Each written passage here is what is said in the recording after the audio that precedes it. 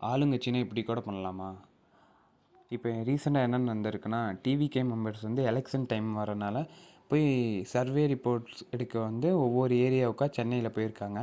சென்னையில் போனப்போ அந்த ஒரு குறிப்பிட்ட ஏரியாவில் இருக்க டிஎம்கே மெம்பர்ஸ் என்ன பண்ணியிருக்காங்கன்னா, டிவிகே மெம்பர்ஸ் மேலே தாக்குதல் பண்ணியிருக்காங்க. அந்த டிவிகே மெம்பர்ஸில் ஆண் பெண் 2 பேருமே அந்த சர்வே ரிப்போர்ட்க்கு எடுக்க போனதில் இருந்திருக்காங்க.